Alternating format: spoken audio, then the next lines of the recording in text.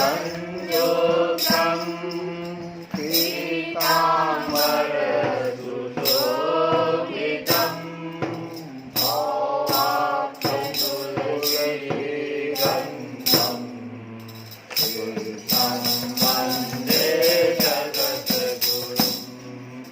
हे कृष्ण करुणा सिन्धु दीनबन्धो जगत्पते गोपेश गोपिकान्त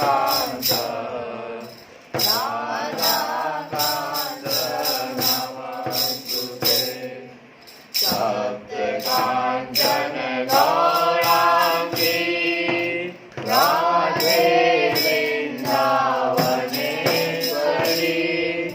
विश्वानुसुते देवी प्रणमामि हरिप्रियम्। श्रीकृष्णाय वासुदेवाय हरये परमात्मने प्रणतक्लेशनाशाय गोविन्दाय नमो नमः। कल की कथा में हम लोग सुन रहे थे कि सप्ताह विधि में गणेश जी की वंदना करने के बाद ही कथा शुरू करनी चाहिए। तो गणेश जी से हम लोग भी वंदना करें कि गजानन कर दो बेड़ा पार, गजानन कर दो बेड़ा पार। आज हम तुम्हें मनाते हैं, आज हम तुम्हें मनाते हैं। गजानन कर दो बेड़ा पार, आज हम तुम्हें मनाते हैं। गजानन कर दो बेड़ा पार, आज हम तुम्हें मनाते हैं। तुम्हें मनाते हैं गजानन, तुम्हें मनाते हैं,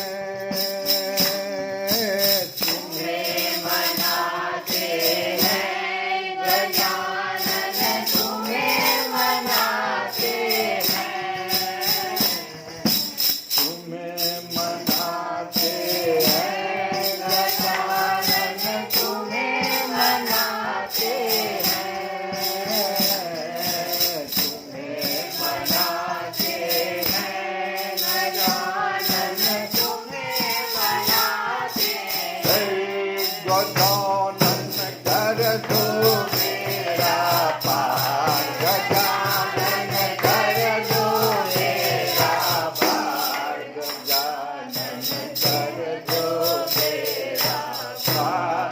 आज हम तुम्हें मनाते हैं, गजानन कर दो बेड़ा पार, आज हम तुम्हें मनाते हैं।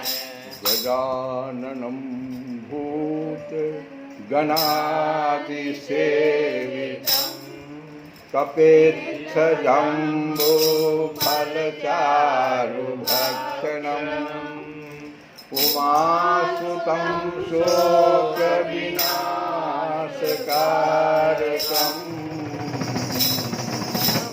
नमामि विघ्नेश्वरपादपङ्कजम्।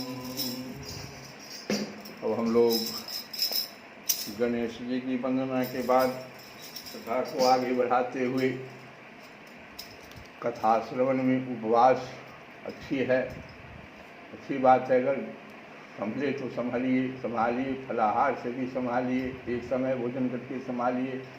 लेकिन अगर कथा श्रवण में उपवास से आपको बाधा पहुंचती है तो वह किसी काम का नहीं, ऐसा शास्त्र के द्वारा बताया जा रहा है।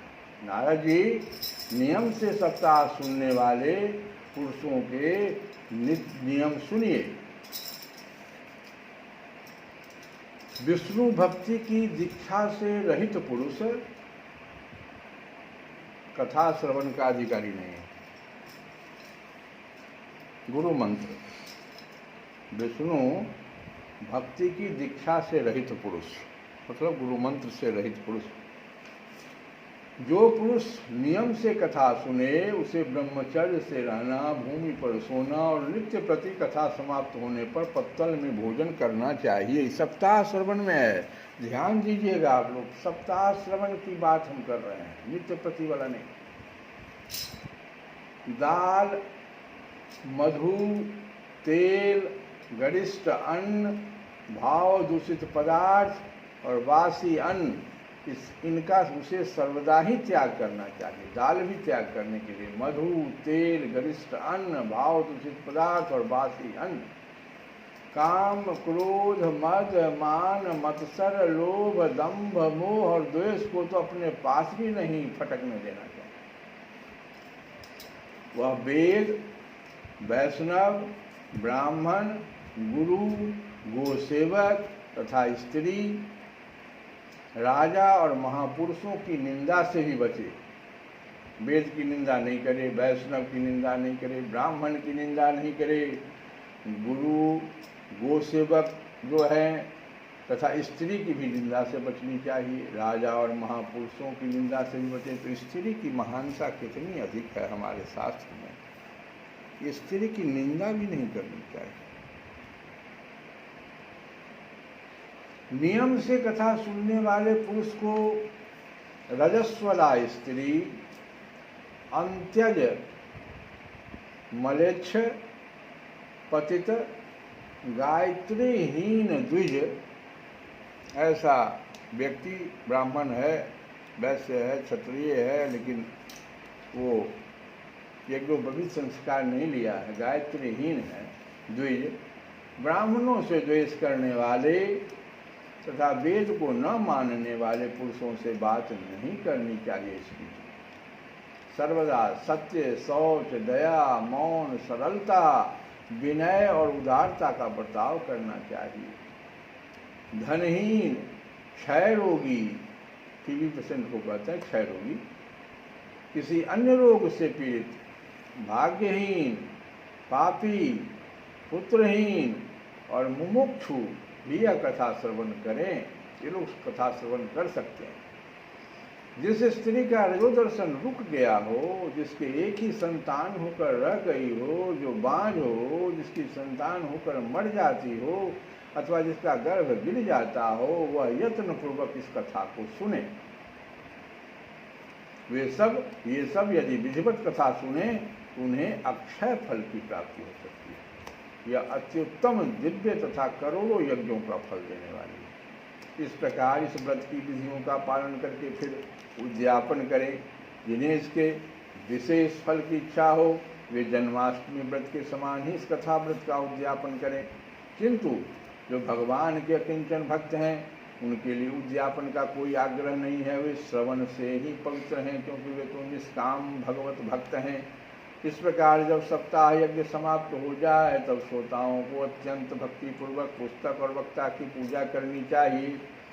फिर वक्ता श्रोताओं को प्रसाद, तुलसी और प्रसादी मालाएं दे तथा सब लोग मृदंग और झांझ की मनोहर ध्वनि से सुंदर कीर्तन करें। जय जयकार, नमस्कार और शंख ध्वनि का घोष कराएं तथा ब्राह्मण और याचकों को धन और अन्न दें। श्रोता विरक्त हो तो कर्म की शांति के लिए दूसरे दिन गीता पाठ करें। गृहस्थ हो तो हवन करें। उस हवन में 10वें स्कंध का एक एक श्लोक पढ़कर विधिपूर्वक खीर, मधु, घृत, तिल और अन्न आदि सामग्रियों से आहुति दे। आहुति में अन्न, खीर, मधु, तिल, खीर के साथ, फिर हम लोग सिर्फ खीर नहीं, खीर के साथ मधु, घृत, तिल और अन्न, उसमें अन्न आदि भी सामग्रियों से, खीर में तो अन्न है ही, आहुति दें। अथवा एकाग्र चित्त से गायत्री मंत्र द्वारा हवन करें, क्योंकि तत्वतः यह महापुराण गायत्री स्वरूप ही है। ओम करने की शक्ति न हो तो उसका फल प्राप्त करने के लिए ब्राह्मणों को हवन सामग्री दान कर दें। जो भी सामग्री इसमें आई उस सब का दान करें तथा नाना प्रकार की त्रुटियों को दूर करने के लिए और विधि में फिर जो न्यूनता या अधिकता रह गई हो उसके दोषों की शांति के लिए विष्णु सहस्त्र नाम का पाठ करें। उससे सभी कर्म सफल हो जाते हैं, क्योंकि कोई भी कर्म इससे बढ़कर नहीं है। फिर 12 ब्राह्मणों को खीर और मधु आदि उत्तम उत्तम पदार्थ खिलाएं तथा व्रत की पूर्ति के लिए गौ और सुवर्ण का दान करें। सामर्थ्य हो तो 3 तोले सोने का एक सिंहासन बनवाएं, उस पर सुंदर अक्षरों में लिखी हुई श्रीमद् भागवत की पोथी रखकर उसकी आवाहन आदि विविध उपचारों से पूजा करें। और फिर जितेंद्रिय आचार्य को, जो आचार्य जितेंद्रिय हैं, उनको उसका वस्त्र आभूषण एवं गंध आदि से पूजन कर दक्षिणा की सहित समर्पण कर दें। यों करने से वह बुद्धिमान दाता जन्म मरण के बंधनों से मुक्त हो जाता है। यह सप्ताह पारायण की विधि सब पापों की निवृत्ति करने वाली है। इसका इस प्रकार ठीक ठीक पालन करने से यह मंगलमय भागवत पुराण अभिष्ट फल प्रदान करता है तथा अर्थ धर्म काम और मोक्ष चारों की प्राप्ति का साधन हो जाता है, इसमें संदेह नहीं। सनकादि कहते हैं, नारद जी, इस प्रकार तुम्हें यह सप्ताह श्रवण की विधि हमने पूरी सुना दी। अब और क्या सुनना चाहते हो? इस श्रीमद् भागवत से भोग और मोक्ष दोनों ही हाथ लग जाते हैं। सूत जी कहते हैं, सौनक जी, यों कहकर महामुनि सनकादि ने 1 सप्ताह तक विधि पूर्वक इस सर्व पाप नाशनी परम पवित्र तथा भोग और मोक्ष प्रदान करने वाली भागवत कथा का प्रवचन किया। सब प्राणियों ने नियम पूर्वक से श्रवण किया। इसके पश्चात उन्होंने विधि पूर्वक भगवान पुरुषोत्तम की स्तुति की।